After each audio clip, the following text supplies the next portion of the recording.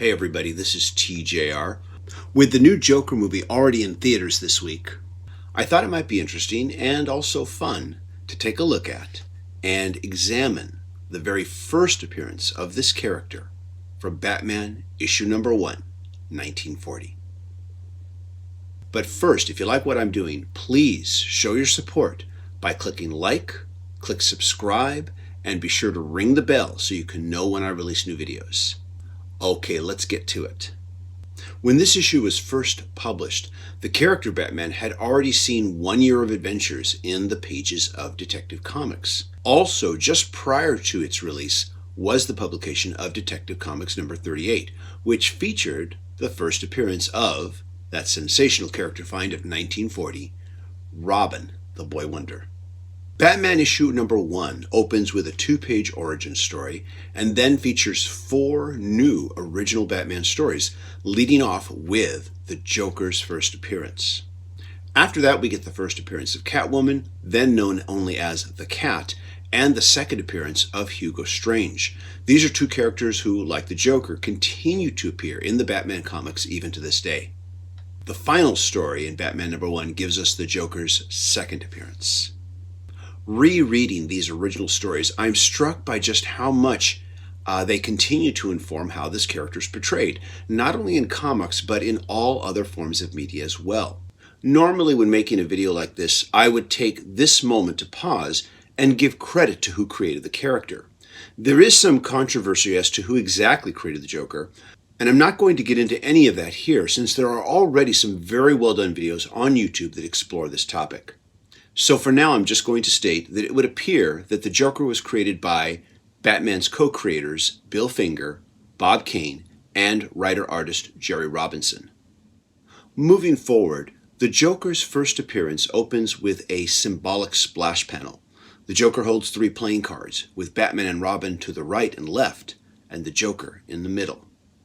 By 1940, the medium of comic books was still in its infancy, but the motif of creating a large opening splash panel was already familiar.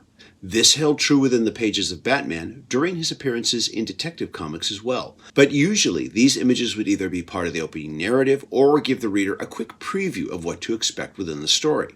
And while this opening splash page image does give you an indication of what you might expect, there is no scene like it within the story. It is completely symbolic.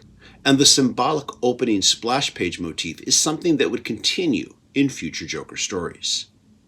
The Joker's physical appearance was inspired by the 1928 silent film The Man Who Laughs, starring Conrad Veidt and directed by Paul Leni. And looking at this opening splash page, that influence is readily apparent. When our story opens, an elderly couple is listening to a radio program. Remember, this was before television. The broadcast is interrupted by the Joker, who announces that at precisely midnight, he will kill Henry Claridge and steal the Claridge diamond. Now, the Joker interrupting a broadcast to announce his crimes in a dramatic fashion is the first example of what I will refer to as a Joker character trope that continues to this day. This character trope was used in both the 1989 Batman movie directed by Tim Burton and in the 90s Batman animated TV series. Henry Claridge, of course, gets police protection, but it is to no avail. The Joker outsmarts the police and his victim, and Henry Claridge dies a victim of what will be the next Joker character trope, his Joker venom, which leaves the Joker's victims grinning in death. Also, I should mention that after killing his first victim, we get another character trope that continues to this day. The Joker leaves his calling card. In this first appearance, there is no origin of the Joker given, but clearly, whoever he is, he has a strong understanding of science and chemistry. And as the Joker, he used that knowledge to devise a hideously frightening way to end the lives of his victims. In this first story, the Joker will use his Joker venom on 3 different victims. He even attempts to use it on Robin, but thankfully, Batman intervenes. Can you imagine if the editorial staff had decided to kill Robin on his second appearance? Now, after Batman number 1, the Joker will continue making regular appearances within the pages of both Batman and Detective Comics. But after issue number 1, the use of Joker venom stopped appearing in the comics until 1973, in Batman issue number 251, entitled The Joker's Five-Way Revenge. A little bit of comic history is in order for the uninitiated. During the early 70s, there was a concerted effort on the part of DC's editorial staff to move the character as far away from the late 60s campy TV series as possible. For a while there, the costumed villains were phased out, especially those that appeared in the TV show, and this of course included the Joker. And if he wasn't hanging out with the Justice League, Batman was basically in Gotham fighting urban crime. And so when the character was reintroduced in 1973, then Batman writer Dennis O'Neil, who was tasked with writing the character's reintroduction into the Batman comics, said that he went back and looked at that first issue to get a sense of what they were going for. I have never read or seen any interviews where he brings up this topic specifically, but it's clear that he took a look at the use of the Joker Venom in that first story and said, oh yeah, we gotta include that. I'm not sure why the book's early writers and editorial staff abandoned this seemingly perfect and distinctive character MO. Who knows? Perhaps they thought it was just too disturbing for young kids. The dramatic use of the Joker Venom was obviously as powerful then as it was today, and ever since that issue back in 1973, the use of Joker Venom is a character trope that continues to this day in not just comics, but also movies and TV. In this first story, the Joker is no simple criminal. He is sinister, he is ruthless, but his need to publicly announce his crimes before committing them, coupled with his dramatic flair for leaving his victims grinning in death, makes him a kind of sick and twisted performance artist, something that the 1989 Batman movie would use in its portrayal of the Joker as well. The Joker successfully commits his second crime, stealing the Ronkers ruby, and killing its owner, Jay Wilde.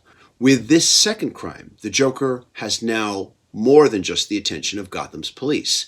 He now has the attention of its criminal underworld, and they do not care for him, as his actions are interfering with their everyday business affairs. So much so that crime boss Brute Nelson decides to take on the Joker personally. The Joker being scorned and hated by Gotham's crime bosses is another character trope that exists to this day. This leads to the confrontation between the Joker, Brute Nelson, and Batman, and this particular showdown leads to the first ever fistfight between Batman and the Clown Prince of Crime.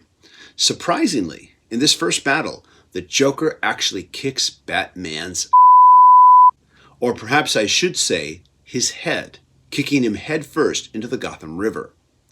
The Joker leaves Batman for drowned, but luckily the cold water revives Batman, and in this panel he is referred to for the first time as the Dark Knight. The next day, the Joker announces that he's going to kill Judge Drake, but unlike his previous crimes, this time there is no monetary stake. This time it's personal. In his broadcast, the Joker reveals to the public that his motivation for killing Judge Drake is because Judge Drake once sent him to prison. Now, wait a minute. This small bit of dialogue indicates that the Joker has a criminal past, but this is the first appearance of the character, and it's clear within the pages of the story that no one has ever heard of him before. So whoever he was, when Judge Drake sent him to prison, he clearly wasn't the Joker yet, indicating that he had a prior life before all of this as somebody else. But who he was before is never touched on. In fact, nobody will touch on that one aspect of the character until 1951 in the pages of Detective Comics number 161. But that's another video for another day. It's during this crime that the Joker also reveals himself to be a master of disguise, a character trope that will be used again in the Christopher Nolan directed film The Dark Knight. The Joker sneaks off from the scene of the crime, but it turns out that Robin has been secretly keeping an eye on Judge Drake's house the whole time. Hey Robin, the Drake family wants to thank you for doing a bang-up job. Robin secretly follows the Joker. Well, secretly until, the Joker sneaks up from behind and knocks him over the head. Luckily though, Batman isn't far behind, or this might have been Robin's last appearance. In this final confrontation, Batman and Robin are of course victorious, and the Joker lands in jail. But in this story's last panel, the Joker, behind bars, vows to escape and have the last laugh. Now, comic fans of 1940 didn't have to wait too long for a follow-up. The fourth and final story of issue number 1 features the Joker's second appearance and is a direct sequel. True to his word, he escapes from prison and restarts his cycle of announcing his crimes and leaving his victims with a smile. By the end of this second story, the Joker and the Batman have a tussle, and the Joker inadvertently stabs himself and seemingly appears to be dead. And having the Joker die in this story was the original intent of Batman co-creator and writer Bill Finger. But the editorial staff saw too much potential, and so a hasty panel was added to the ending, letting us know that the Joker had survived after all.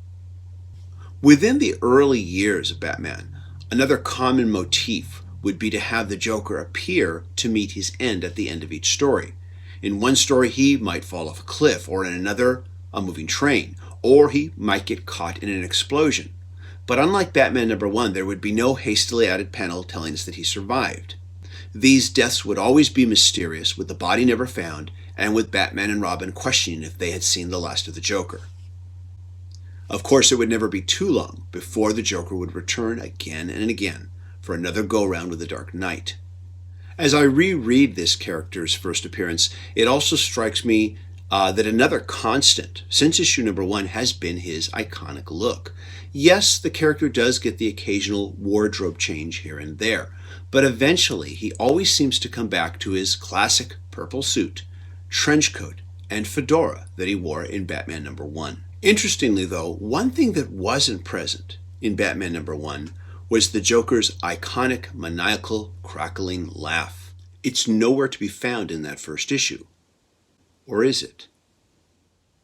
In that second story, Batman and the Joker are having a fight, the Joker has a knife, they struggle, and somehow, in that struggle, the Joker manages to accidentally stab himself. He is described as laughing hysterically, and he shouts out, "Laugh, clown, laugh." So perhaps it's this near brush with death that gives birth to the Joker's iconic laugh. And this is probably the most famous and well-known Joker trope of all. The Joker has remained in the eye of popular culture for decades, and like all long-lasting pop culture characters, he has been reinvented over and over to fit the times. Still though, it's impressive just how much of the character DNA of this original story still presides in the character, even to this day.